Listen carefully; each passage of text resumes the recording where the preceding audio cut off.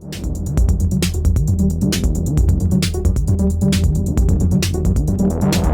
everyone, John Selway here with 343 Labs, and today I've got some gear set up along with Ableton Live. I've got a couple of Roland boxes, the Boutique TB03, the SH01A, a couple of favorites of mine, and we've got the Behringer RD8, the 808 clone. And I've just got this simple setup hooked up into Ableton Live with some effects processing. Let's take a closer look at what's going on and how everything is set up. Right, so I've got just 4 inputs going into Live through the Focusrite. I've got the kick drum separated out, and then I've got the mix out for the rest of the drums, which in this case is just the snare and the hi-hat. I could add some other drums if I wanted. And then the TB03 and the SH01 each have their own channels. And then over here in Live, I've got 4 audio tracks. The kick is on its own track from channel 1. I've got some effects on there, got a saturator. There's a flanger on the mix from the RD8, the 303. There's a little bit of noise sometimes, so I've got the gate to remove some noise, and then, although that's not super necessary, I don't mind a little noise when I'm making techno and electro. I've got the Convolution Reverb Pro on here, and on the SH01, also there's one of my favorite effects from Live 10, Echo, and that's just a preset I threw on there, and right away it just sounded cool, so I went with it.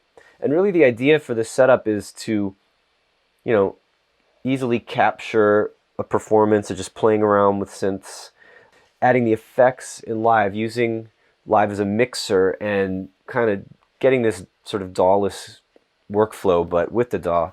I've got the effects on the instruments and kind of create an atmosphere for myself.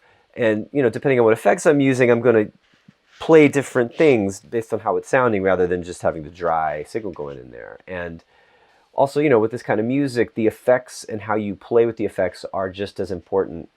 They're like instruments in of themselves, and I want to be able to capture that as well. So, I've got them just there on the inputs, but I've also got another set of audio tracks set up to record the affected output. So in this group here, I've got this track recording the processed kick drum, and then the other 3 tracks I'm able to capture, that ambience and that texture coming, especially this SH01 with the echo on it.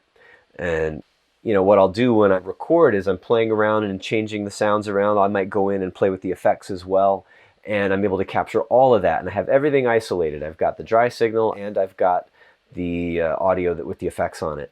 And I have a lot of raw material to, I could take it and arrange it into a track. I could deconstruct it and do a new version of it. I could take loops out of it. I could use all this material in any number of ways. And so I like to have this workflow to, capture this kind of real-time hardware flow, but then also take advantage of what my DAW can do for me, what Ableton Live can do for me in terms of the effects processing and further manipulation of the sound. So I'm going to run this again and do a little bit more improvising and playing around and capture this in the arrangement view, record it as I go. So let's make sure all the tracks are armed, and you can change in the preferences. You can turn off exclusive arm, and then that way you can have multiple tracks recording at the same time. In this case, I just held down the command key, and that lets me arm all the tracks simultaneously. And I'm over here in the arrangement view. All the tracks are armed. I'm not even going to worry about whether this is starting in the right place or not. I'm just going to hit record and see what happens. So let's hit record and see what happens.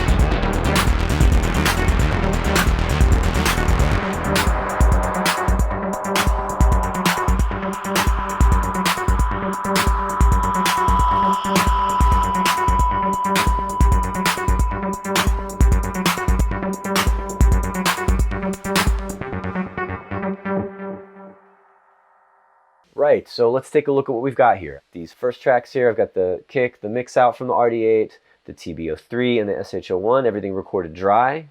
And then I've got another 4 tracks where I've recorded the affected versions, right? So the main reason for me to do that is if I'm playing with the effects, if I'm going in and using the effects as part of the performance, now I've got a version of that, right? You know, I might have done something really cool with the delay, you know, changing the feedback, changing the delay time, or played around with filters or whatever it is.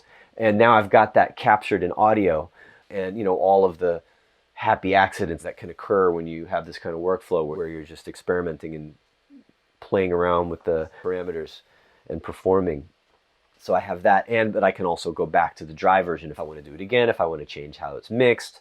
And I can edit this, I can chop it up into loops, I could do remixes of it, I can make sample packs out of it. There's so many things I can do, and I can just easily capture everything I'm doing and have a lot of raw material to work with. So yeah, that's generally how I use Live when I got, you know, some gear set up and I want to kind of capture a live performance, or if I just want to improvise and come up with ideas really quickly. I've got a lot of options that I can work with. So hope you enjoyed that. If you want to see more like this, please click the subscribe button. Also, please check out 343 Labs website, which is down in the description.